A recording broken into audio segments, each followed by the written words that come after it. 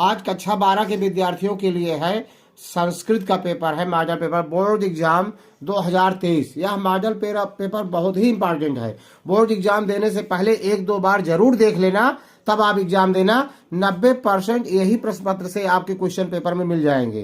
देख रहे हैं ना, सीधे अपने प्रश्न पर आता हूँ।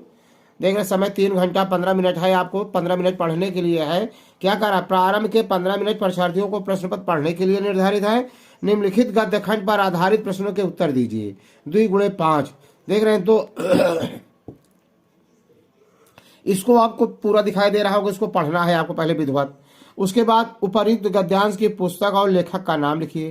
देख रहे हैं, इसको आपको लिखना है इसी में से छाट करके। अगला दूसरा है, देख रहे हैं ना, रेखांकित अंश का अनुवाद कीजिए। ये जो नीचे अंडरलाइन है इसका अनुवाद करेगा संस्कृत में।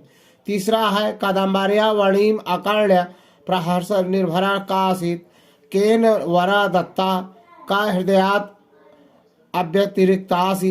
ये पहला हो गया। अथवा का है, इसको भी पढ़ करके आपको, चाहे इसको चाहे अथवा वाले को, इसको पढ़ करके यहाँ पूछे गए प्रश्नों, देख रहे हैं, इसको गद्य तक अभी और है, ये प्रश्न पूछे गए हैं। इन प्रश्नों का उत्तर आपको देना है। अब इन प्रश्नों को उत्तर मैं आपको दे रहा हूँ। देखिए, देख रहे हैं ना, ये प्रश्न एक गद्य था, आया था ना, यह है, और इसका उत्तर देखिए, ये दिया गया है उत्तर। सभी को आपको करना है। ये देख रहे हैं ना, आपको दिखाई दे रहा है, यह पुस्तक का उत्तर इसका दिया गया है। प्रस्तुत गद्यांश की पुस्तक का नाम है चंद्रपीठ कथा और इसके लेखक है बाणभट्ट। दूसरा आया है, आराधना के बिना ही प्रसन्न भगवान कामदेव ने आपको वरदान दिया है। पत्र लेखा कादम्बर्या वाणीम आकर्ण्य प्रहर्ष निर्भरा आसीत। ये देख रहे थे, सब दिया गया है उत्तर उसका पूरा। ये पूरा आपको दिखाई दे रहा है पहले क्वेश्चन का। अब दूसरा जो अथवा वाला था उसका उत्तर देख लीजिए। ये है अथवा वाला आया था, देख रहे हैं, 7 तो कर, इसको पूरा पढ़ना है आपको। देख रहे हैं ना। अब इसमें के प्रश्न देख लीजिए, दिया गया है। अब ये यहाँ से उत्तर है इसका। अस गद्यांश प्रणेता बाणभट्ट आसीत। अगला है, देख रहे हैं, सब संपूर्ण उत्तर इसका दिया गया। दूसरे का उत्तर है ये। तीसरे का है, महाश्वेता के आश्रम तक मुझे लेने के लिए तुम्हारे साथ पत्रलेखा भी आएगी। चौथा, 5वां, देख रहे हैं ना, अध्वनि का शाब्दिक अर्थ है मार्ग में। पूरा इसका पहला क्वेश्चन आपका हल हो गया। पूरे एक भी क्वेश्चन नहीं छोड़ेंगे, पूरा अटेम्प्ट करेंगे तभी आपको पूरा नंबर मिलेगा। देख रहे हैं, अपनी पाठ्य पुस्तक के आधार पर किसी एक पात्र का हिंदी में चरित्र चित्रण लिखिए। बहुत बहुत इंपॉर्टेंट है, very very important. Question number 2, video को पूरा देखना, इसकी मत करना। इसमें लिखना है किसी एक का, चाहे महाश्वेता का लिखिए, चाहे चांडाल कन्या का लिखिए, चाहे शूद्र का लिखिए, चाहे चंद्रपीठ की लिखिए। तो दूसरे का आंसर है आपको ये मिल रहा है। देख रहे हैं, महाश्वेता का चरित्र चित्रण है। देख रहे हैं, देख रहे हैं कितनी बार साल पूछा गया है। बहुत इंपॉर्टेंट है, जरूर आएगा क्वेश्चन, आप नहीं करें। इसी तरह लिखेंगे आप, दृढ़ संकल्पवती हेडिंग डालेंगे, बिल्कुल उसके बारे में लिखेंगे। पतिव्रता, इसके बारे में लिखेंगे, हेडिंग काली से डाल करके, फिर नीली से आप लिखेंगे। व्यवहार कुशल एवं कोमल हृदय वाली, पूरा यहाँ तक। कठोर तपोवर्ती, यहाँ तक आप लिखेंगे, तब आपको पूरा नंबर मिलेगा। देख रहे हैं ना, पूरा। एक और देख लीजिए, ये दूसरा आया था चांडाल कन्या का। बहुत बहुत वेरी वेरी इंपॉर्टेंट। देख रहे हैं, इतना सत्र में कई साल पूछा गया है, कोई भी क्वेश्चन नहीं छोड़ेंगे। ऐसे हेडिंग डालेंगे, काले से लिखेंगे संधौर की प्रतिमा, उसके बारे में पूरा लिखेंगे। चतुरता, फिर लिखेंगे पूरा उसकी चतुरता के बारे में। वात्सल्यमयी, पूरा उसके बारे में लिखेंगे। फिर यहाँ तक आपको लिखना है पूरा। देख रहे हैं ना, इस तरह से। तीसरा क्वेश्चन अब लेते हैं। तीसरा क्वेश्चन है, बाणभट्ट की इस भाषा शैली का निरूपण कीजिए। अधिकतम 100 शब्द में आपको लिखना है। 100 शब्द, बहुत वेरी वेरी इंपॉर्टेंट क्वेश्चन है। बाणभट्ट की जीवन शैली, इसको नहीं छोड़ना, प्रतिवर्ष पूछा जाता है। इसका उत्तर आपको बड़े सरल शब्दों में आपको बता रहा हूँ। क्वेश्चन नंबर 3 जो था, बाणभट्ट की गद्य शैली। गद्य शैली से पूछा गया था। कितने प्रकार के क्वेश्चन बन सकते हैं पेपर में, पूरा इंपॉर्टेंट है। कोई भी पूछेगा, गद्य शैली के अंतर्गत आपकी भाषा शैली को 100 शब्दों में लिखना है। ये भाषा शैली इतनी बार पूछा गया, देख रहे हैं ना, ये बाणभट्ट 100 शब्दों में लिखना है। छोड़ना भी एक भी क्वेश्चन नहीं, पूरा आपको लिखना है। अगला क्वेश्चन लेते हैं। अगला क्वेश्चन है, निम्नलिखित प्रश्नों का सही उत्तर विकल्प चुनकर लिखना है। 4 विकल्प दिए गए हैं, जो सही हो उस पर टिक करना है। महाश्वेता कस्मिन अनुरक्ता आसीत, 4 विकल्प है। पहला विकल्प सही है, पुंडरीके। देख रहे हैं ना, पहला का वही सही है इसका, इसमें टिक कर दिया गया है। अगला है, चंद्रापीडस्य अश्वस्य नाम किम। आसीत, मतलब चंद्रपीठ के घोड़े का क्या नाम था? इंद्रायुधा। खा विकल्प सही है, 4 विकल्प में खा विकल्प सही है, इंद्रायुधा। अगला है क्वेश्चन लेते हैं 5वां। निम्नलिखित में किसी एक श्लोक की हिंदी में संदर्भ सहित व्याख्या कीजिए। बहुत बहुत इंपॉर्टेंट है। देख रहे हैं, छोटा आ में ये श्लोक लिखा गया है, बड़े आ में ए श्लोक, दोनों में से किसी एक का लिखना है। आपको दिखाई दे रहा होगा। इसका आंसर मैं बता रहा हूँ बहुत सरल शब्दों में। ये श्लोक है आया है जो आ में है, सेयम स्वदेहा। देख रहे हैं ना, बिल्कुल इसको पढ़ करके, इतना पहला आ वाला है, पहला ये कितनी बार पूछा गया। देख रहे हैं ना, कोई भी श्लोक नहीं छोड़ना है। प्रसंग है, संदर्भ बिल्कुल उसी तरह रहता है जैसे आपको देखे होंगे, लिखे होंगे।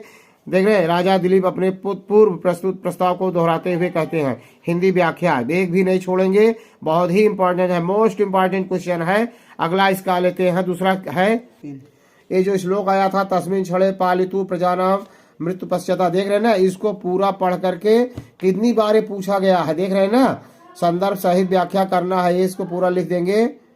देख रहे हैं ना, बहुत इंपॉर्टेंट है।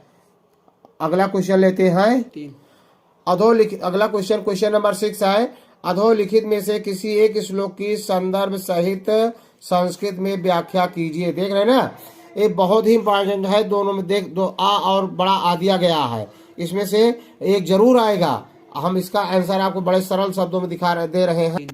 देख रहे हैं ना, भत्वा गुरु, ये श्लोक का संस्कृत में अनुवाद व्याख्या करना है। ये श्लोक है, ये संस्कृत व्याख्या उसका यहाँ किया गया है। देख रहे हैं ना, पूरा एक भी छोड़ेंगे नहीं, संस्कृत भावार्थ इस तरह लिखेंगे। देख रहे हैं ना, पूरा आपको दिखाई दे रहा होगा आसपास। बहुत इंपॉर्टेंट क्वेश्चन है। अगला क्वेश्चन लेते हैं उपमा का। क्वेश्चन नंबर 7 है, उपमा कालिदास सूक्ति के आलोक में महाकवि कालिदास के काव्य सौंदर्य को हिंदी अथवा संस्कृत में प्रकाश डालिए। 4 नंबर का है, 100 अंक में सब शब्द में होना चाहिए। वेरी वेरी इंपॉर्टेंट है। इसका आंसर मैं बहुत सरल शब्दों में दे रहा हूँ। देख रहे हैं ना, क्वेश्चन आया था उपमा कालिदास का, चाहे संस्कृत चाहे हिंदी में 100 शब्दों में। ये बिल्कुल बहुत बहुत इंपॉर्टेंट। देख रहे, बार पूछा गया है, बहुत इंपॉर्टेंट। ये पूरा ऐसे लिखते चले आएंगे उपमा कालिदास के बारे में। फिर कालिदास की शैली है, अगर आप लिखना हो तो लिखना अपना। और यहाँ देख रहे हैं पूरा दिखाई दे रहा है, गुण और रीत अलंकार सारे सब कुछ लिखना है। अगला क्वेश्चन हम लेते हैं। अगला क्वेश्चन है, निम्नलिखित में दिए गए विकल्पों में से सही विकल्प चुनकर लिखिए। बहुत इंपॉर्टेंट क्वेश्चन है। किमर्थम दिलीपा नंदिनीम सेवक, अर्थात किस लिए राजा दिलीप नंदिनी की सेवा करते थे? संतानाय, मतलब पुत्र प्राप्त के लिए, संतान प्राप्त के लिए। अगला है, इसका चौथा विकल्प सही है, इसमें टिक करना है। द्वाविंशे दिवसे नंदिनी कुत्र प्रविष्टा, द्वाविंशे दिवसे, इसका के दूसरा विकल्प सही है, गुहायाम, गुफा में थी वो।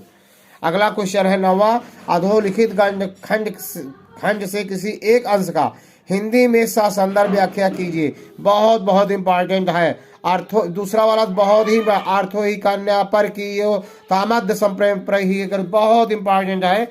अगला इसका अर्थ है, जो श्लोक का अर्थ है, देख रहे हैं ना, पहले श्लोक था ना यही, अर्थो ही कन्या पर की। वेरी वेरी, देख रहे हैं कितना बार पूछा गया, इतना हाईलाइट किया गया है, मैं हाईलाइट कर रहा हूँ। देख रहे हैं कितना बार पूछा गया है, जरूर देख लीजिए। संदर्भ एवं प्रसंग इसी तरह लिखेंगे तब पूरा आपको नंबर मिलेगा। क्वेश्चन एक भी नहीं छोड़ना है, हिंदी व्याख्या है उसका, ये देख रहे हैं ना, देख रहे हैं पूरी तरह से दिखाई दे रहा होगा। अगला क्वेश्चन लेते हैं। क्वेश्चन नंबर 10 है, निम्नलिखित में से किसी एक सूक्त की संदर्भ सहित हिंदी में व्याख्या कीजिए। इतना सूक्त दिया गया है, देखा अभी जो मैंने आपको दिया क्वेश्चन नंबर, अर्थो ही कन्या पर की हुए, इसी का संदर्भ सहित व्याख्या लिख देंगे, पूरा का पूरा नंबर मिल जाएगा जो मैंने अभी आपको दिखाया था। अगला क्वेश्चन 11 लेते हैं। काव्येषु नाटकम रम्यम सूक्त के आधार पर कालिदास की नाट्य कला हिंदी या संस्कृत में लिखिए, अधिकतम 100 अंक। Very very important question. अगला लेते हैं, कालिदास के बारे में, कालिदास की नाट्य कला की विशेषताओं को संक्षेप में लिखिए। इसको इतनी प्रकार से पूछा जा सकता है, देख रहे हैं इसको क्वेश्चन इतने बार, इसी का आंसर आपको लिखना है।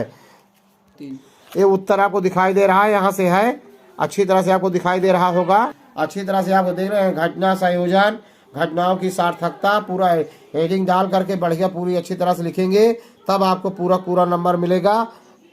अगला क्वेश्चन लेते हैं। क्वेश्चन नंबर 12 है, दिए गए विकल्पों में से सही का उत्तर दीजिए। कस्या प्रस्थान कौतुकम निवर्तताम, इसका 4 विकल्प दिया गया है। पहला विकल्प सही है, शकुंतलाया। दूसरा है प्रकृति वक्रा का, इसके 4 विकल्प में तीसरा विकल्प सही है। देख रहे हैं ना। अब क्वेश्चन नंबर 13 है, निम्नलिखित में से किसी एक विषय पर 10 पंक्तियों पर संस्कृत में निबंध लिखिए। कौन कौन आया है? महाकवि कालिदासा, अस्माकं विद्यालय, अहिंसा परमो धर्म, दीपावली। बहुत इंपॉर्टेंट, कोई न कोई जरूर एक आपके यहाँ आ जाएगा। इसका पूरा हल मैं आपको अच्छी तरह से बता रहा हूँ। इससे जो लिखना है महाकवि कालिदास के बारे में, देख रहे हैं, बहुत इंपॉर्टेंट बार पूछा गया है, हाईलाइट मैं कर रहा हूँ। देख रहे हैं ना। इसको पूरा अच्छी तरह आपको याद कर लेना, एक भी क्वेश्चन नहीं छोड़ना चाहिए। अगला एक क्वेश्चन हम आपको निबंध और दिखा रहे हैं। इसका ए सत्संगत का है, सत्संगत कथाएं किम्ना करोति पुंसाम, इसका पूरा इसी तरह लिखेंगे। अहिंसा परमो धर्म पर दिखाई दे रहा है आपको, इस पर भी देख लीजिए, बहुत इंपॉर्टेंट क्वेश्चन है। अहिंसा परमो धर्म का इससे है, देख रहे हैं ना, बहुत इंपॉर्टेंट है, इसको भी देख लीजिए। दीपावली का ऐसे है, देख रहे हैं ना, जितना आया है इतना पूरा आप लिखेंगे, बहुत पूरा नंबर आपको मिलेगा। देख रहे हैं ना। इससे आपको 3-4 इससे मैंने बताया, दिखाया। आप एक भी छोड़ेंगे नहीं, लिख डालेंगे, आपके किताब में भी होगा। अगला क्वेश्चन लेते हैं। रूपक अलंकार की परिभाषा हिंदी अथवा संस्कृत में लिखिए। क्वेश्चन नंबर 14 है, 3 अंक का है, देख रहे हैं। इसके पहले वाला 10 अंक का था निबंध। अथवा अब क्वेश्चन आया है, उपमा अलंकार का उदाहरण संस्कृत में लिखिए। बहुत ही इंपॉर्टेंट है, इसका हम आपको दे रहे हैं आंसर। और अब पेपर में आया है प्रश्न पत्र में, उपमा अथवा रूपक अलंकार की संस्कृत व हिंदी में। तो देख रहे हैं इतना, उपमा अलंकार का परिभाषा है हिंदी में, देख रहे हैं, और ये उदाहरण दिया गया है। ये अगला है 3, इस संस्कृत में अनुवाद है, देख रहे हैं, किया करने के लिए। वह चोर से डरता है, भक्त हरि को भजता है, वह महीने भर निरंतर पढ़ता है, राम श्याम के साथ जाता है, राम श्याम के साथ, रामा श्यामेण सह गच्छति, बालक घोड़े से गिरता है। बहुत सरल है, अपना कर लेंगे। अगला क्वेश्चन 16वां है, अधोलिखित रेखांकित पदों में से किसी एक के निबंध का उल्लेख कीजिए। हरे रोचते भक्ति, मित्रम पापाद निवारयति, बालका विद्यालयम गच्छति।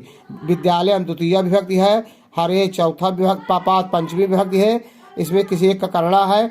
अब अगला है, कृष्णाय तुभ्यम नमः, इस वाक्य में कृष्णाय चतुर्थी विभक्ति में कौन सी विभक्ति है? चतुर्थी विभक्ति है। 4 विकल्प दिए गए हैं, तो इसमें चतुर्थी विभक्ति है, एक वचन है। 17वां क्वेश्चन है, निम्नलिखित पदों में से किसी एक पद में विग्रह कीजिए। राजपुत्रा, लंबोदरा, पीताम्बरा। देख रहे हैं ना। अब अगला क्वेश्चन है, पंचवटी में प्रयुक्त समास संख्या पूर्वो दिगु, इसमें दिगु समास होगा। और इसमें जो है राज्ञा च पुत्रा, राज्ञा पुत्र हो जाएगा, लंब उदरा या ससा हो जाएगा, पीत अंबर या ससा पीताम्बरा हो जाएगा। इसमें है 18वां में, कृष्णार्ध में संधि विधायक सूत्र कौन सा है? आकाश सवर्णे दीर्घा। 4 विकल्प दिया गया है, इनमें से दूसरा विकल्प सही है। 19वां क्वेश्चन है, नद्या पद में नदी प्रतिपादित के किस विभक्ति वचन का रूप है? अथवा भागवत शब्द का तृतीय विभक्ति बहुवचन में रूप होता है? भगवद्भिः। अगवा ददति, द धातु का किस लकार पुरुष व वचन का रूप है? ददति जैसे होता है वैसे पठति। पठति लकार पर द धातु है, पठ लट लकार है, प्रथम पुरुष एक वचन का रूप है। अगला है वर्धते। वर्धते रूप वृद्ध धातु के किस लकार एवं पुरुष का वचन का रूप है? 4 विकल्प दिए गए, दूसरा विकल्प सही है। लट लकार, प्रथम पुरुष एक वचन। अगला है 21वां क्वेश्चन है, दर्शनीय पद में प्रयुक्त धातु एवं प्रत्यय होते हैं? दूसरा विकल्प सही है, दृश्य धातु है, अनियर प्रत्यय है। अगला है, भू धातु में त्वा कत्वा प्रत्यय लगाने पर रूप बनता है भूत्वा। 4 विकल्प दिया गया, पहला विकल्प सही है। अधोलिखित वाक्यों में किसी एक का वाच्य परिवर्तन कीजिए। जैसे है, रामा जलम पिबति, अहम गच्छामि, तेन गम्यते है तो सह गच्छति हो जाएगा। यही इसका हम बहुत सरल है, मैं बता दे रहा हूँ। अगला आपको सब मिल जाएगा। ये बराबर का ये जो वाच्य परिवर्तन था 22 में, इस पहला है राम जल पीता है तो रामेण जलम पियते, दूसरा हो जाएगा मया गम्यते, तीसरा हो जाएगा सह गच्छति। वीडियो अच्छा लगा हो तो लाइक करना, सब्सक्राइब करना, शेयर करना। जय हिंद, जय भारत।